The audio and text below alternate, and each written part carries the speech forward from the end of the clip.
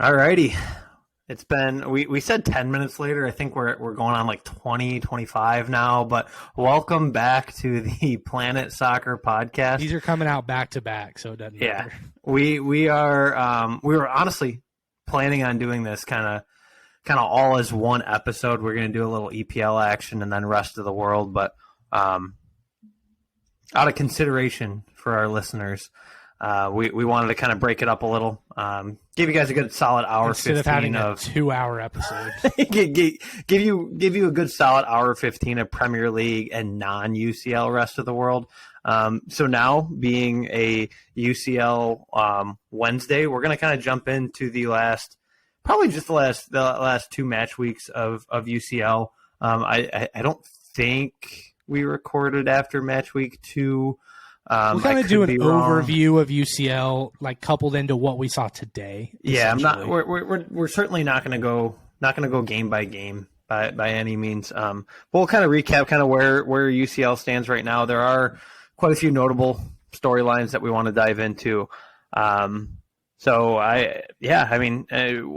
kind of the first thing that jumps out at you, Reed, after what are we four match weeks through now? I think it's 4. I think that's right. Let me see. 4 match weeks in. Because we just switched back to the home and home. So my team is in the UCL. So What's that like? No, it's not even a dig at you. It's just me kind of generally saying if Tottenham is playing and there are 5 other games on, I'm not watching those 5 other games. For sure. So you definitely get a better overview of the competition as a whole. However, Dylan, if I were to ask you right now on form, best team in the world, who is it? You did say on form, right? Before I answer this. On form. Yes, on form. I mean, it's between 2 for me. And one of them is obvious, and one of them is somebody or a team that nobody in America probably knows even exists if you're not a soccer fan. I mean, so I know what you're looking for me to say. I just spent probably a total. Somebody should probably do a stopwatch, like oozing over Man City. So you're probably looking for me to say Napoli here because they have been absolutely unbelievable. Kudos to Man City.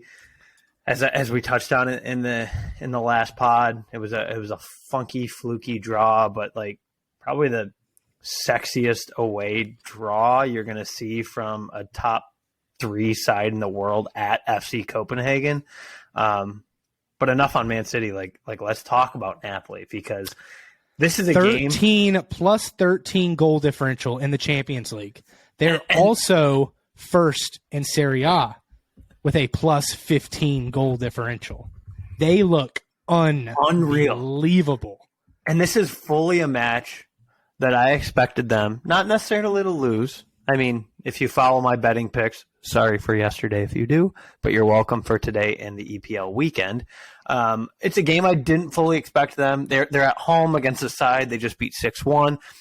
On the road. Yeah. I'm sorry. They're at home against a side they just beat 6-1 on the road. But and it wasn't just any road game. It was at Amsterdam. It's at Ajax. Yeah. Like that is not an easy place to play. That is not an easy team to play in the Champions League specifically. So I fully expected them. Like I wasn't even confident enough to take them money line in my bets today. So I kind of had to get creative. I knew I liked them. I knew I liked them to score, but I wasn't overly confident seeing them secure 3 points, regardless of how good they've been in Serie A, regardless of how good they've been thus far in Champions League. In the back of my head, being that like stupid American in a way, and just it isn't one of the big names, so I don't fully trust them. I'm like, man, I don't know. Like they're not going to lose, so let's take them double chance. And they went out and looked. They scored in the first 3 minutes of the game, and they looked dominant. I know it ended up 4-2, but like. That's one of those games where don't look at the scoreline, go back and watch the full 90 minutes. They look. They could have scored 7 or 8. Yeah. Yes. And this is one you touched on in our last episode. Like possession numbers are stupid. Like they got outpossessed by 5. Shots were equal. Shots on target, I think, may have also even been equal. But like if you actually watch the game, like you could see as soon as they wanted to control it, they controlled it. Like there were moments they backed off, which was kind of surprising. They were in the Italian press all week saying, like, yeah, we're up 6-1. Yeah, we're virtually qualified for the next round, but, like, we're not going to hold back. And boom, first 3-4 minutes, goal right in your face. No holding back. Saw them kind of scale back a little bit, but their ability to, like, all right, scale it back, give up a goal, turn it on 2 minutes later is terrifying. As any opponent of them in the future, like, that is scarier than what Liverpool did at Rangers. Like, yes, Liverpool put up 7. We'll kind of touch on them later, but, like, the ability to, like, turn it on and off like that is absolutely terrifying in the world of soccer. Like, they're one of the top 5 teams in the world I would just not want to see show up on my schedule in the next week, because I wouldn't know what to do, because they seem to have an answer to everything, and they're playing at will at this point, and it's terrifying. I enjoy watching Serie A, and I'm going to start watching it more to watch Napoli. It's the second best league to watch, in my opinion. Yeah, the style of play is fantastic. It's super technical, and it's a really fun style of football to watch. But yeah, man, they even made subs like they took off Lozano and, like, somewhere in the 60th, who had been their best player throughout the day, and they made subs to where it was like they kind of think they got this in the bag, and they really did. They're just so fun to watch, dude. I mean, that header was clinical. I forgot who put it in. I can't pronounce half their team's names, honestly. But, you know, on the flip side, talking about Ajax a little bit, they're just not the Ajax of the past few years. They really aren't. Steven Bergwijn is a fantastic soccer player, and man, he's worth more than the 30 that Tottenham got for him. He's a really, really solid player, and I expect to see him back at a bigger club at some point in the future. But talking about Napoli, I mean, they've moved in. You know, I don't know what they started the competition at. Probably, I would say probably in the 15, 16 range as far as favorites go, maybe as far down as 20th, up to 7th now. This is completely Dylan's stats, by the way. I'm not the betting guy. I'm gonna talk about more, you know, tactical stuff. But Dylan, talk about how are you betting Napoli right now? Is this bubble gonna burst? How do you see this playing out? So as like a rule of thumb, I am not your go-to guy for futures bets. For better or for worse, futures would be like predicting the winner as opposed to match week. Exactly right. So that's where they sit 7th right now. And I personally, because of my style of betting, I'm more of a high volume bettor. I don't care to, in my opinion, you're lending the sportsbook money. Like here is whatever your units are, $5, $10, $100, whatever it is. It just sits there for 4 months. Like, I'm just not in the business of doing that. I don't like futures. They're not for me. But if you are a futures bettor, I'll tell you right now, Napoli at 7th, I don't know if they're going to win, but Napoli at 7th favorite almost feels like too good of a bet not to take. I mean, especially when you look at who's right behind them. Barcelona is eliminated. Who's right behind them right now is Tottenham. And then Barcelona. Tottenham, like they're going. I get what Tottenham you're saying. Will find their form; they'll get there. But like, Barcelona's eliminated. Like, we'll jump into Barcelona in a little bit, but like, Barcelona's done. They're not playing. They're effectively eliminated. I mean, yeah, they're not technically yet, but like, they're effectively eliminated, and they're 2 spots behind. You know, you look at odds; it's a bit behind, but like, there's only one team between the two.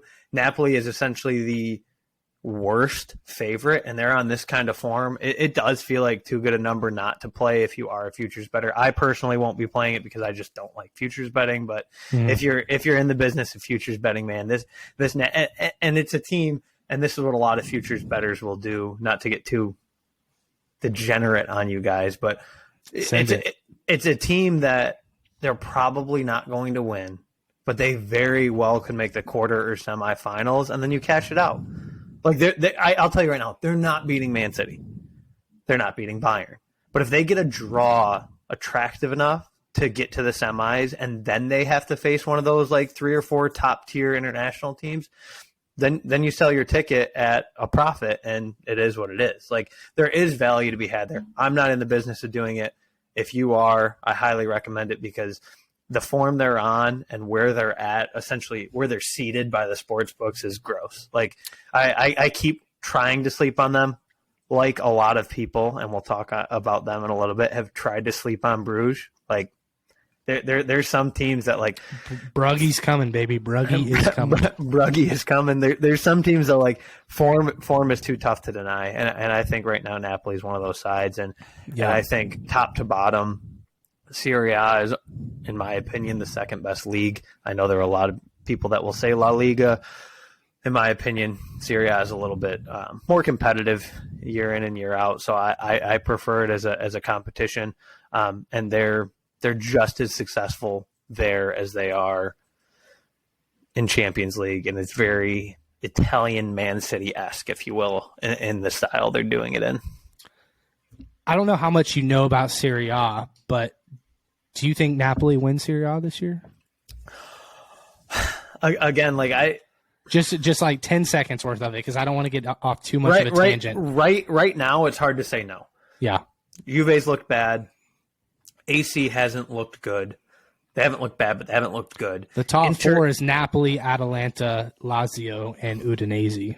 Which they're better than all three of those. Then you got the Milan, Roma, Inter, Juventus in 5, 6, 7, 8. They're better than everybody in that top four. The teams I would worry about would be Inter. Juve hasn't shown me anything. AC, I think AC will be fine once they focus on Serie A a little more, and at this point it looks like they'll have to. So they'll finish top three. They'll finish comfortably within a Champions League, regardless of what they do in Champions League. They'll finish comfortably in Champions League. I'm not ready to crown them Serie A champions. Inter today showed me a whole heck of a lot at Camp Nou, regardless of what you'll say about that Barcelona side, but a little early to crown them Serie A champs. Talented Barcelona side that just... Little early to crown them Serie A champs, but they are certainly in the mix. I haven't looked at that futures market, but it'd be an interesting one to like take a stab at it, probably, if you're a futures guy. Yeah. Last Napoli stat. I'm going to absolutely butcher this name, and I will pay anybody who can correct me $1. It is Kavica Kvaratskhelia, the Georgian wonder kid, 21-year-old left winger. Guys, 24 competitions this year, 15 goals, 9 assists. His market value, according to Transfer Market, has gone from $16.5 million in May of this year. I'm guessing like 35, 45. 38.5. That's a Transfer Market doesn't just jump you like that for, they don't just jump people $20-25 million. That's an incredible jump in 5, 6, 7 months time. That's a kid to watch right there. And he's not the only one on Napoli.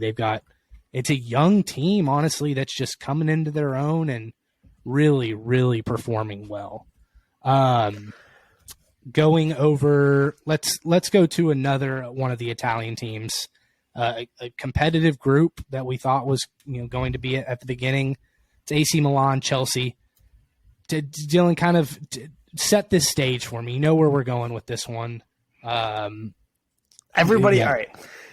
wants to talk about it. Everybody has talked about it. I talked about it ad nauseum for two clubs I relatively despise, so I admittedly was probably looking at it a bit through a sports bettor's lens, because I did have a wager on the match that didn't come to fruition because of the decision.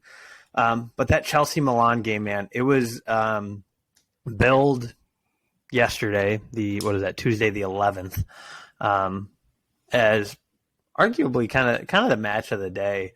A very tight group there in Group E. I think 3 points separates first and fourth. It's Zagreb in fourth, so they're kind of out of the conversation, but still 3 points separate now Chelsea and Milan because of that match. And there was a very, very questionable, to say the the least, in many people's opinion, red card early on that also awarded a penalty that a lot of people, as I said, kind of had some questions about. Some people saw the reasoning. Some people thought it was a little overzealous of the official. I know, talking in show prep with you, though, you haven't watched it, so I don't know. I believe you got it pulled up. I don't know if you just watched it or are about to watch it. So to cover my own ass, I didn't watch any of the games yesterday because it was an incredibly busy day at work, and I couldn't turn on the matches. Obviously, in America, they're played midday. Today, I watched the early games and then Tottenham, but I have actually not seen this replay at all. I heard that Tomori, it was the 18th minute, for those of you who don't know. So almost the entire game playing with 10 men for AC Milan. I'm going to watch. Also awarding a penalty on this. So keep all of that in mind. So double jeopardy rule / non-official rule, kind of official rule. Keep it all in mind. Watch it. Give me your live thoughts, because I got thoughts. So at this point, the game is 0-0 in the 18th minute. I'll watch that. And preface, I hate Chelsea, and I kind of have a soft spot for AC Milan. So yuck. We'll see. All right, I'm watching it right now.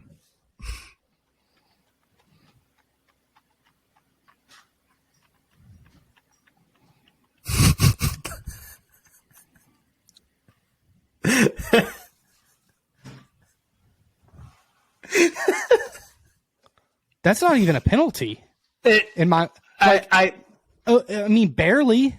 But, that's one of those things. The defender is just playing defense. Yeah. I mean, it's not like he sticks his leg out and trips. Who is that running? Is that Mason Mount running in? Of course it is. Bum.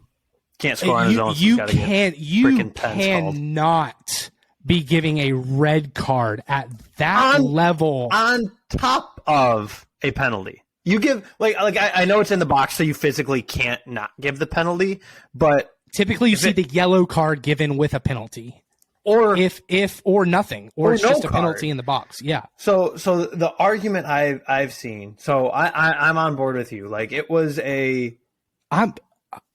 the argument is, I'm shocked. So for me, I've watched enough football that felt like a double jeopardy, because you don't very often, unless it is a blatant, disgusting play in the box, a red card and a PK, because of the implications it has on the rest of the game.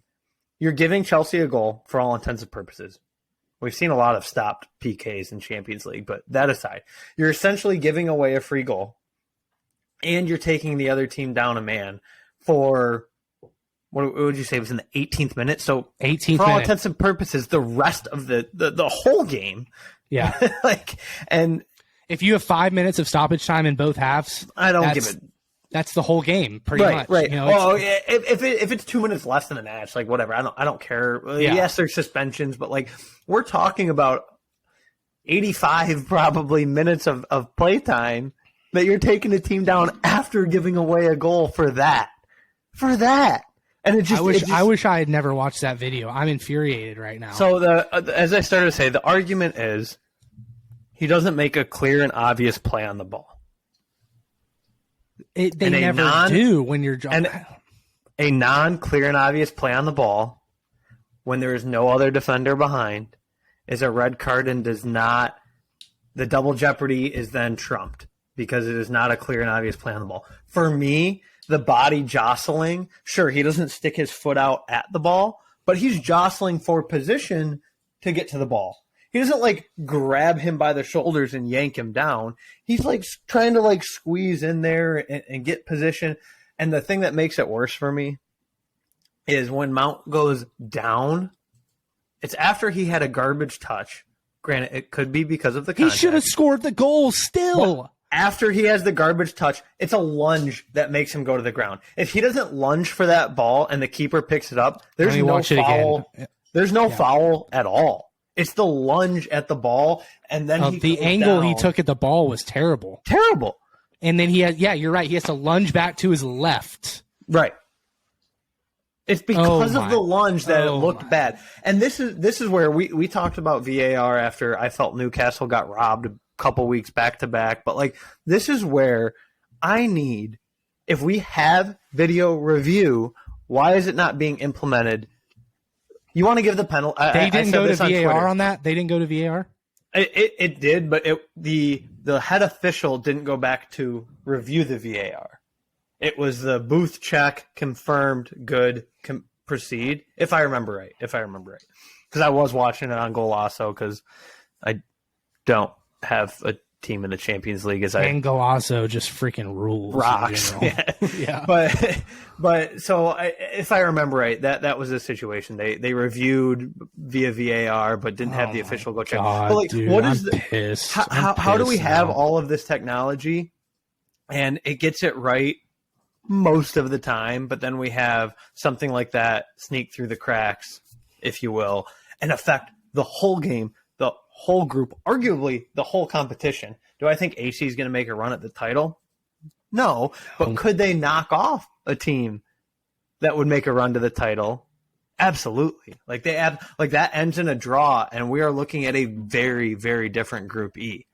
I mean, we're looking at Salzburg in first, but I believe Chelsea still gets Salzburg at home. Like, we're sitting in a position where both AC, Chelsea could advance. If that game drew, you would have Chelsea and Milan with 5 points, Salzburg top of one the group off of Salzburg, 6, right? And Dynamo with 4. I mean, there. It's still a super tight group, right? Yeah, it is. It's just frustrating. It's just so frustrating. Give a red there, man. You can't. Right. It's just so frustrating, especially with the video review. Like, all I hear is video review is there to make sure things get right, and make sure things are correct. And then you see that, and like, maybe by the true letter of the law rule book, it is the right call. So maybe my gripe, because technically, does he make a play on a clear and obvious play on the ball? No, he doesn't. To be fair, he doesn't. However, that is, if that's the case, and that's why that happened, because it was the way the rule was written, we need to rewrite the rule, because that call completely changes the complexion of that game in that group on something that was, to me, very clear and obvious, not a attempt to stop him from scoring at an open goal, but a attempt to win the ball from somebody, and he just happened to be the last defender.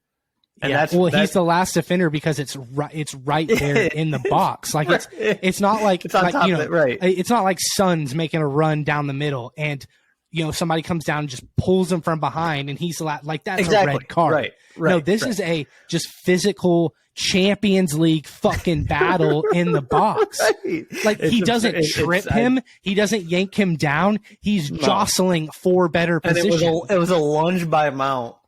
Yeah, that made it look worse. It's rough. Yikes. It's rough. Yikes, yesterday was a tough look for VAR in the Champions League. The whole fucking season has been. I've said Man City match like 3 times, so I apologize, but man, the Man City match had some ugly, weird, stupid VAR calls. Yesterday was.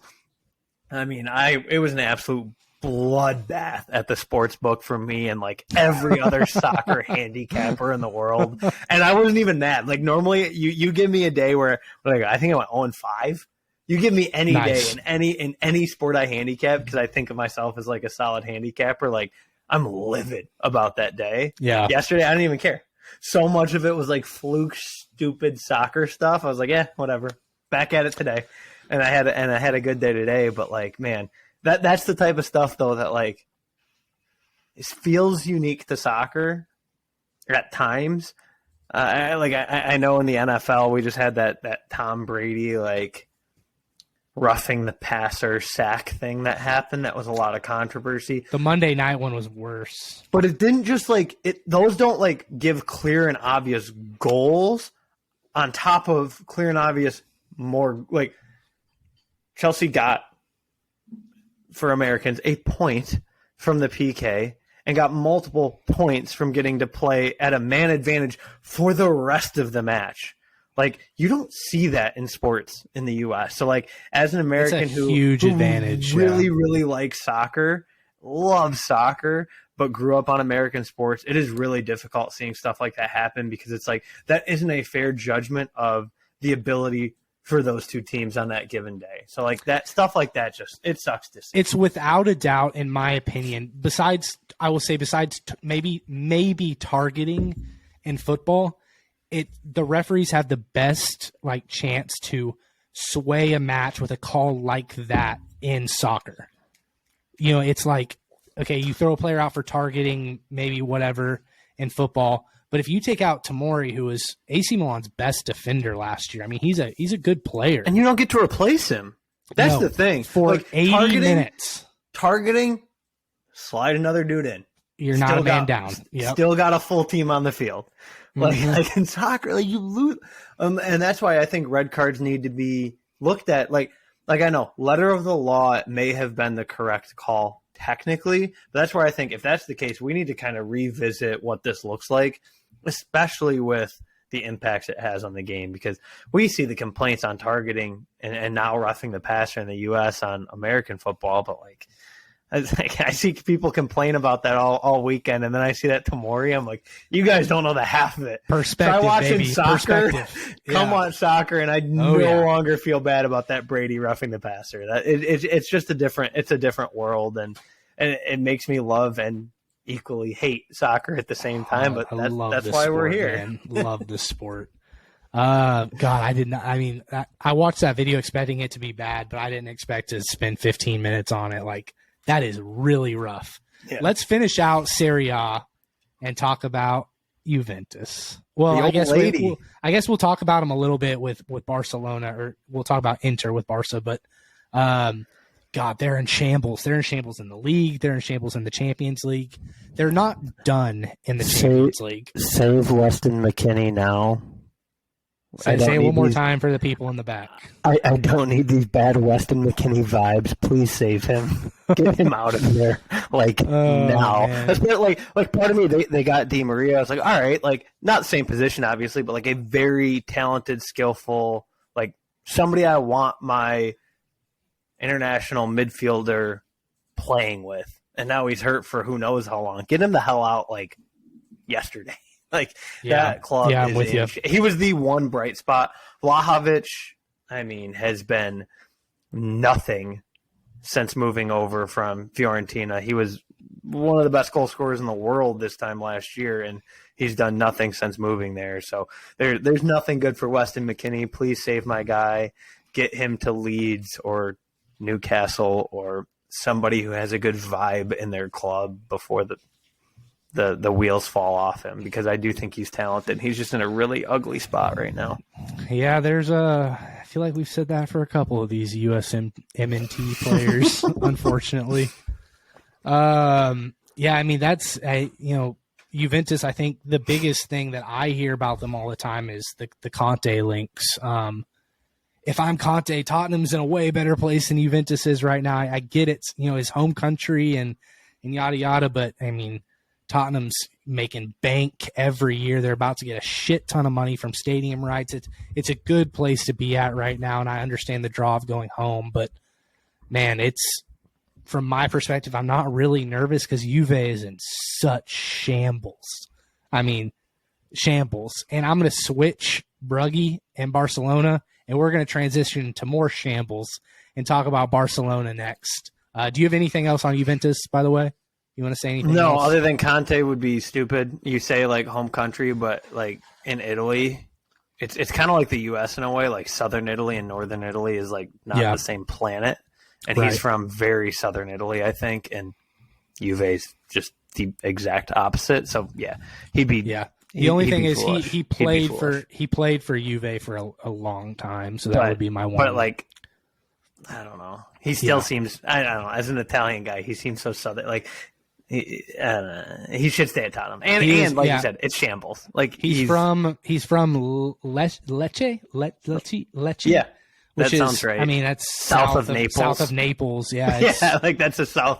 I mean, it's damn near Albania. It's like 60 miles across this Adriatic Sea from Albania. So, like, I get the Juve comparisons and connection, but Juve isn't what it was when he was a player there, and I think he's a smart enough manager to realize that, and I don't think he's going anywhere. I think he's yours for as long as you guys will have him. Hopefully so. I'm just looking. Yeah, it's an 11-hour drive from where he's at to Turin. So, yeah, train ride. It's Europe. They don't drive. Right. Okay, so moving to Barcelona. Barcelona screwed. They were banking on making this knockout stage so much. Goldman Sachs is going to be at their door tomorrow, banging that shit down, asking for their freaking their payment. Essentially, I mean, Barcelona sold basically all their future television rights. They've pulled every economic lever, whatever the hell Willy Wonka factory shit that is. I mean, they've pulled all kinds of weird stuff to just stay afloat and sign these guys to win them a Champions League. They don't care about La Liga. They need Champions League money because it's a lot of money, folks. Real Madrid won it's something like 350 million if you win. It's unbelievable money. Barcelona, they're effectively eliminated. Gone. Inter has to lose to Victoria. You got this. Pleasant. Which isn't. I mean, it's likely just not going to happen. A draw would be a fluke, even. So I mean, and a draw at home at San Siro still advances them. Like, does it really? Yeah. It's because they own the tiebreaker. Over Barca. Yeah. Yeah. I mean, Barcelona's done. Like, it would take Barcelona buying Plzen and like under the table transferring players to Plzen. Yeah, it would take Jeff Bezos buying a minority stake in Barcelona. Like, I can't even like they've pulled all the levers, but like they're gonna try and pull another one at this point because they have all the levers or whatever the heck they're calling them, and like they're done. Like it. And I think they're like I joke about it, but they're actually seriously going to be in some trouble financially. They will, yeah. We're joking about this, but we're not. Like their president came out with that we expect to make $600 million this year or whatever. Well, that's off of like shirt sales with Lewandowski and all that. They'll make that money, but a lot of that's like close to 200 million on making it far in the knockout stages, and then that 300 plus if you win. Lewa, all right, so I love Lewa, great goal scorer. Is he even really going to sell shirts? I think he will because he's just new. He's that hot new signing. Okay, I'll revise and say Lewa, Rafinha, all their new guys. That's fair. All that's their new guys shirt sales. And then plus, I'm sure Pedri just year after year, he's going to start selling more shirts. So they'll have that. They'll have the merch sales. That Camp Nou seats close to 100,000. I want to say it's they'll make money on match days, if you will. But they were counting on that. If they don't win La Liga and they don't make the knockout stage, I mean, we're talking like no joke, seriously financial shambles for this club. And there's not unlimited amounts of levers you can pull. So is it? Am I like a bad soccer or football fan for like liking this? Nope. Like, because they just seem like such an installment in world football. Like, it seems like they're just one of those sides who's there. Like, don't care. And like something about it. Like, and as a Newcastle fan, this could very well backfire on me in 15 years if we have the same problems. But like, part of me is like, this is like why you don't just go buy wins. Like, this is why you do things the right. Like, they have the oil clubs have managed the teams that they've bought well. Wow, exactly. Yeah, you have to because you've seen what Barcelona's done because they haven't managed because there's so like we joked about it in one of our first podcasts, like the amount of levers they've been pulling to the selling of 30 years of TV deals. Like, I almost feel bad for whoever bought those TV deals when they're playing in the second division in Spain because they can't afford a payroll.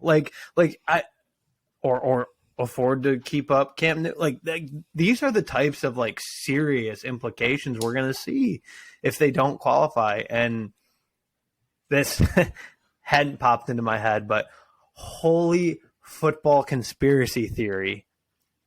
If Plusen manages to pull out a win off of like a red card at San Siro against Inter and Barcelona stays alive. Barcelona would still have to beat Bayern, though. I'm just throwing it out into the ether. Like, yeah, but at that point, Bayern's got first place secured. They no longer care. Like, there's a world where the football...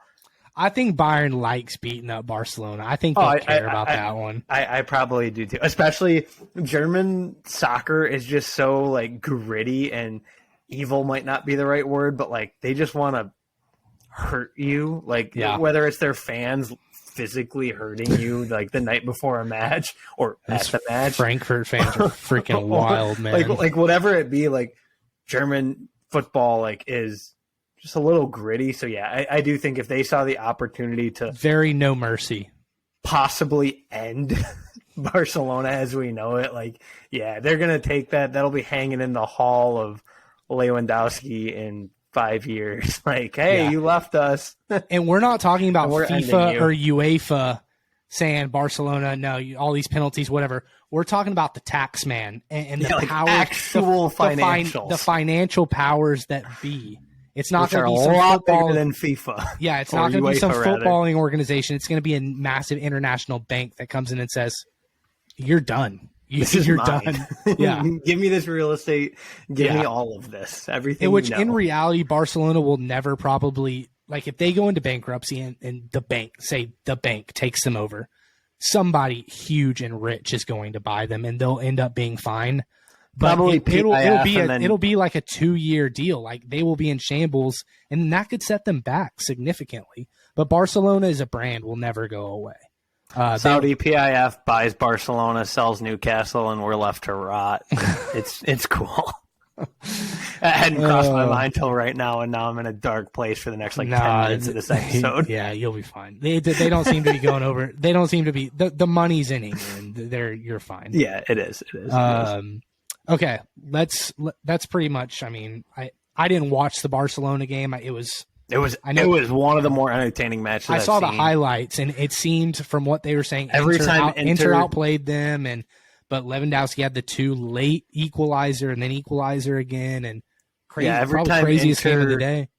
Every time, maybe the craziest I've seen this year, honestly. Every time Inter got what they deserved, Barcelona just snatched one back just a couple minutes later, and as a pseudo Inter fan, they're my Serie A side. Like, it was frustrating, but at the end of the day, got a draw that likely sees the end of Barcelona as we know it for the next 3 or 4 years. So I'll take it, I guess. But a win would have been beautiful to be the ones that ended them for a little bit. Yeah, speaking of Inter, I said we would talk about them a little bit later on when we were discussing Napoli. I think if anybody's going to challenge Napoli for that title, it's going to end up being Inter, most likely. I hope it's not. I hope Inter wins nothing this year, and that Alejandro Bastoni gets frustrated and whatever, and he's ready to move over to England after the year. But he seems to be happy, and it's whatever. We'll just chill on that for a little while. But Inter needs this kind of momentum. I mean, they haven't been great in the league. They haven't been bad, but sitting in 7th behind AC and behind Roma. So this might be a springboard for them. Speaking of springboards, let's talk about Liverpool for a second. I don't know. You wrote on our outline. I'm not calling you out for this. Is Liverpool back on track? I don't know. They beat Bournemouth 9-0, and it's just, what are they going to do in England? What are they going to do when somebody? I mean, Rangers. It was Rangers. Yeah, Rangers is in their group. Yeah. They're not going to push you around. They're not going to bully your midfield. Like, it's right. It's just not the same. They beat them 7-1, 7-2, whatever it was. Mo Salah had the quickest hat trick in UCL history. It was like 6 minutes 18 seconds or something like that. They looked. I think Darwin Núñez, he either had a brace or he scored one He scored something. I don't know, man. I at the end of the day, I said this earlier. I do think Liverpool finishes above Newcastle, so I'm not going to sit here and spend 15 minutes or anything just tearing them a new one or saying this win means nothing. Like a 7-1 win in Champions League, regardless of who it's against, is nice. Like haven't seen it was Champions at League. Ibrox too. It was at right, Ibrox. which is not an easy place to play. Yeah. But when you also look at like where these teams were coming into the match, like I believe Rangers were second worst goal differential behind the Plzen team that is in one of the hardest groups I've ever seen in Champions League.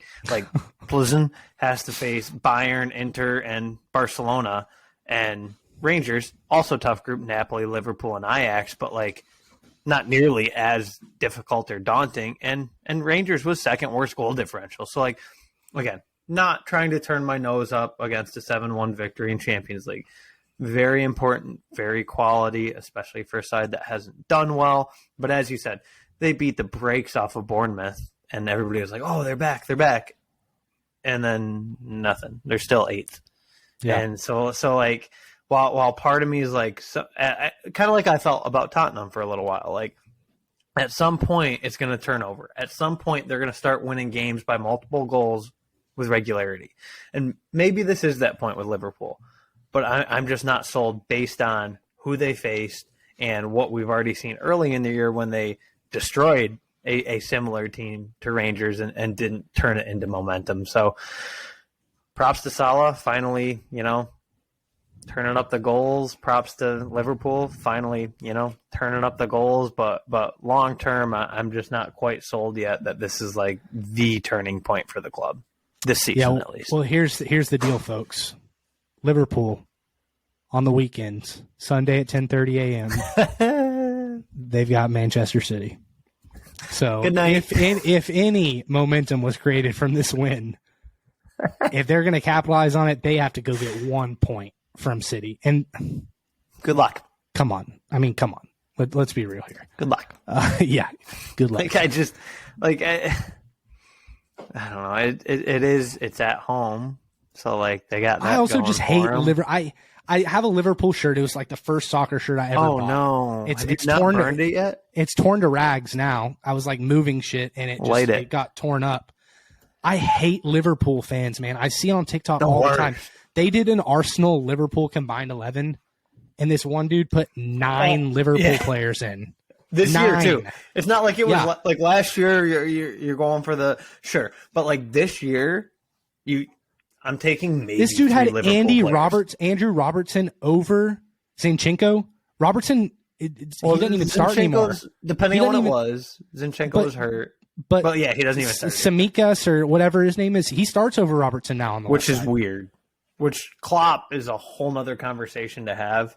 Yeah. I think he's in his last 2 years at Liverpool. It's that 7th year thing that, I mean, I think it's like voodoo stuff, but it is, but like it feels like they're on the It's starting down. to feel real. I made fun of you when you brought that up at the beginning. I was like, Liverpool clearing away, second place, nobody's competing with them. It'll be Tottenham like third, but not close to second. And like, yeah, like at this point, like Klopp seems like frantic in pressers, in his lineup decisions. Like Robertson's the better player, but like now it's starting to seem like, oh my God, like I'm in. It feels like he thinks like, oh my God, I'm in my 7th year.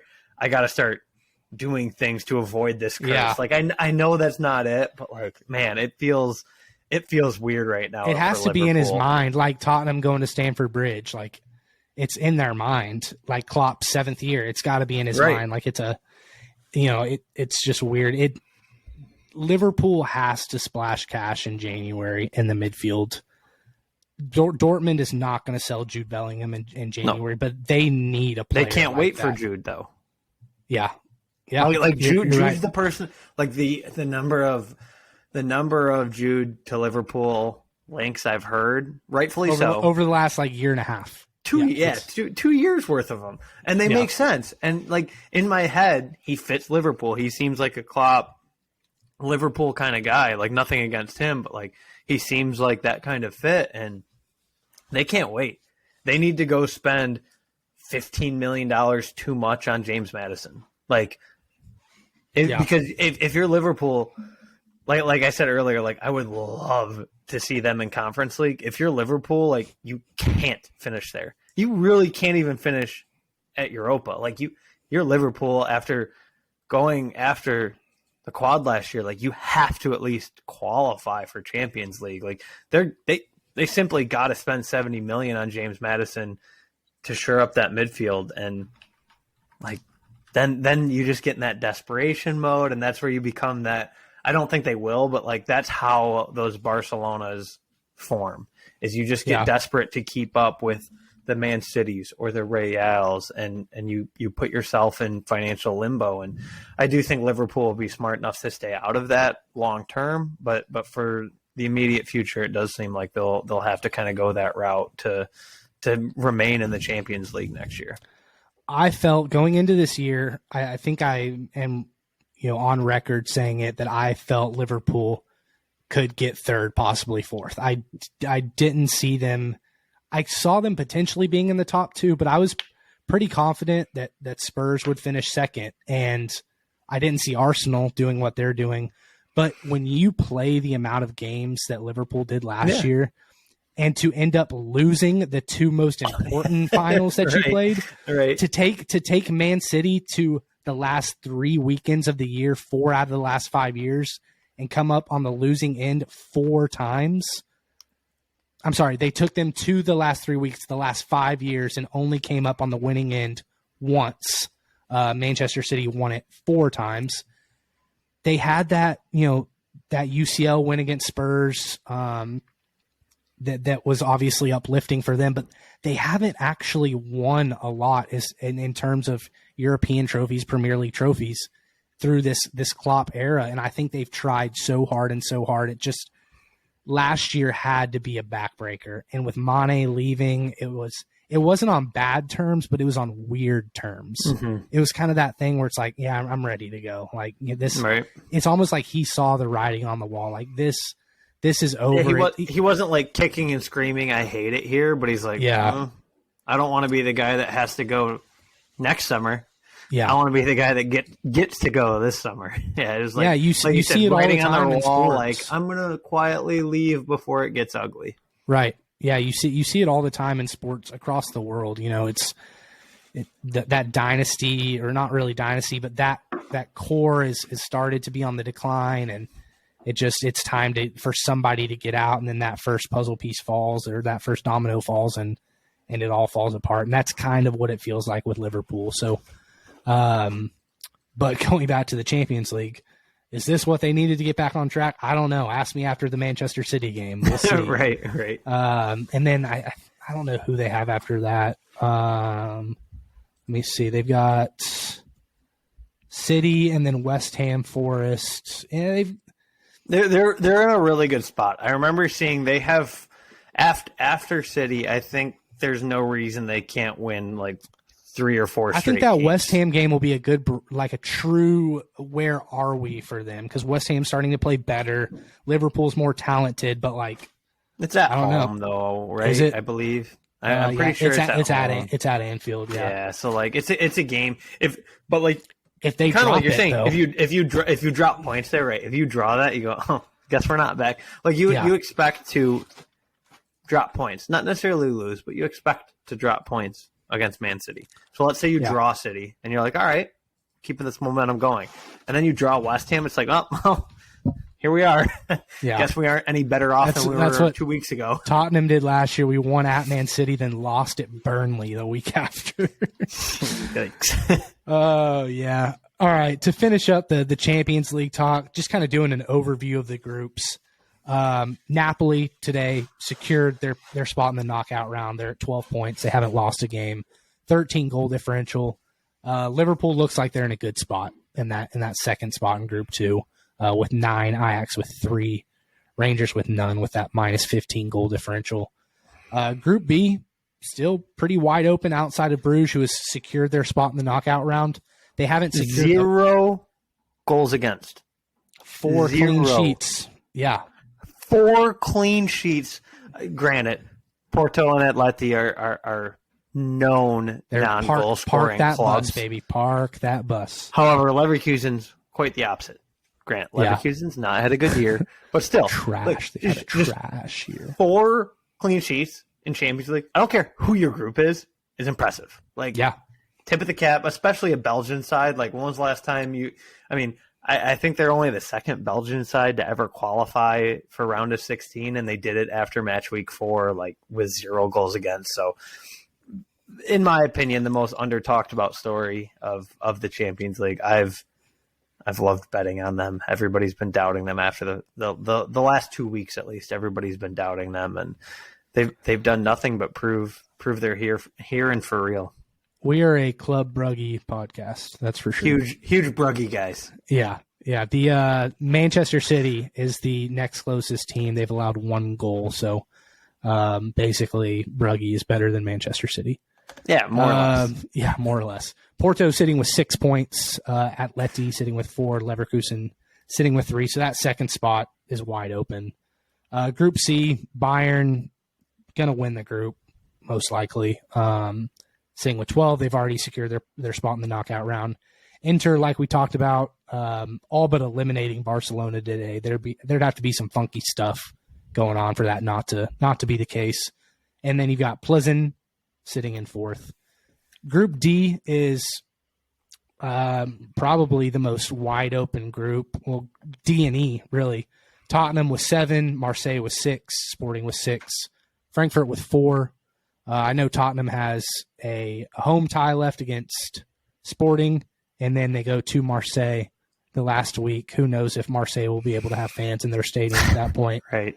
So I for Tottenham, as a Tottenham fan, I say win against Sporting at home, and then draw against Marseille. Probably even a win at home, and you're good. But sitting with a +1 goal differential, that's I guess that's second. So Marseille has a +2, and then Sporting is even, and Frankfurt -3. Still, though, it is a group. I will say, though, we talked about them a little bit earlier. It is a group, though, that I'm pretty sure after the draw, not just you, but you and myself went, oh, that's an easy group for Tottenham. And we're sitting after 4 games going, there's a chance, unlikely, there's a chance they don't advance. When I saw it initially, my original thought was, okay, best like pot 1 team, Frankfurt, the Europa League champions. But going to Frankfurt is hard because those people are psycho. And scary. We drew, it's scary, exactly. Drew at Frankfurt. Marseille was the best pot 4 team, and we got Marseille. They're playing well in the French league.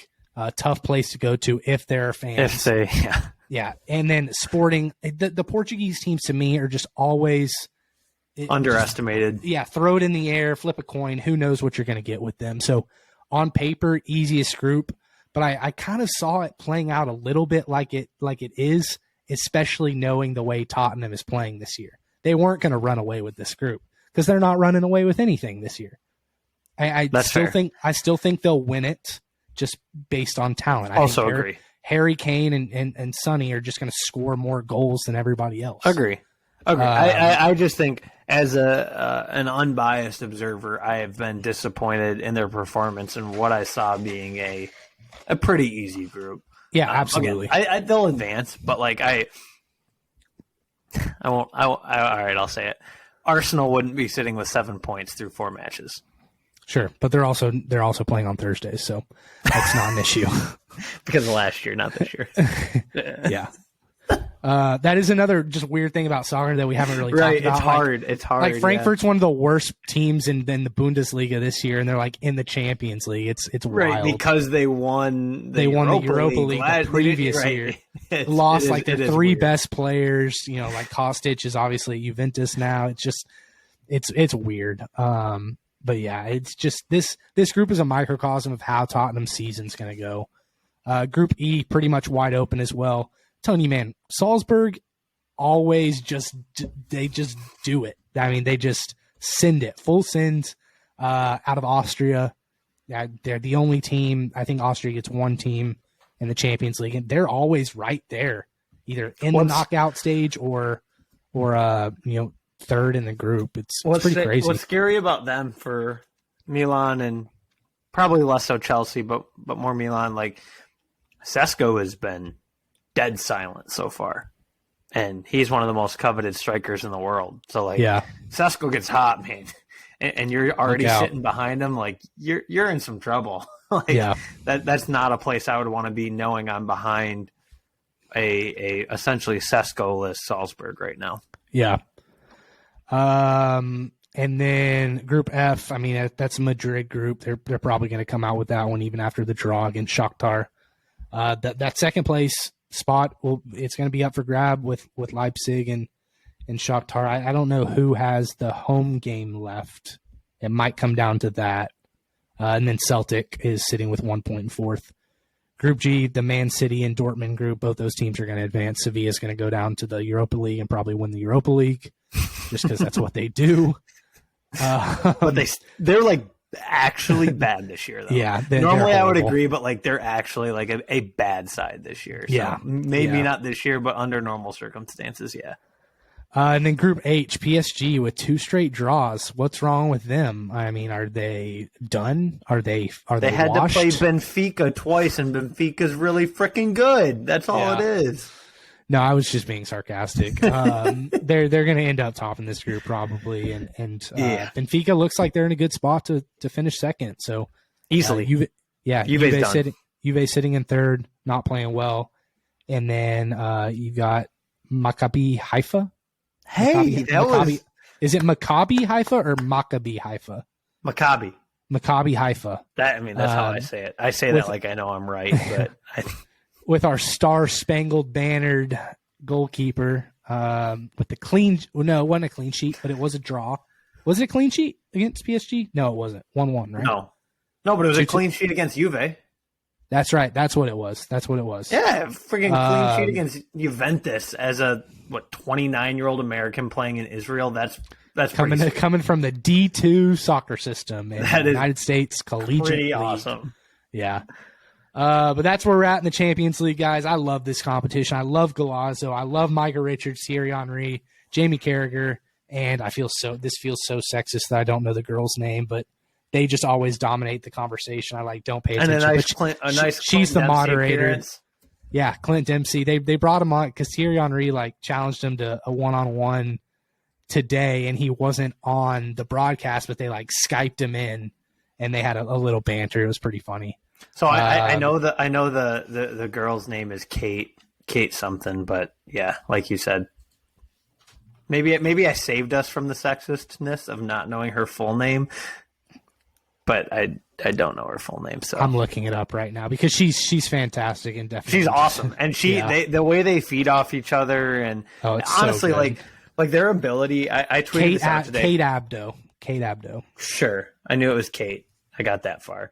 Yeah. Their ability though, like today, it was like every minute, real time, there was a goal, and their ability to jump around, I know Americans love red zone. If you're trying to get into soccer, I know we say 100%. We're going to curtail this podcast to people trying to get into soccer. If you're still with us after episode, I don't know what. It's kudos 12, to you. 12, 13 maybe. Kudos to you. And if you haven't watched Golazo yet after listening to us, you need to make that appointment television. Call off the day of work, grab a 6-pack, kick back, watch Golazo.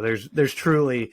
I like it better than Red Zone, and I grew up with American football my whole life, but it is DM us on our Planet Soccer Twitter account, and I will give you my Paramount Plus login to watch. Yeah, right. I'll give you my YouTube TV or Paramount, whatever you need. I will hook you up. Champions League. I want to make sure you guys can watch. So please reach out to us. Please share, follow, duet, subscribe. Stitch. Duet and Stitch. Wow, we're getting really millennial now, but do it all. Interact with us. We love having you guys. We appreciate you listening. So have a good week, and we'll chat next week again. Finally, after taking a 3.5 week hiatus.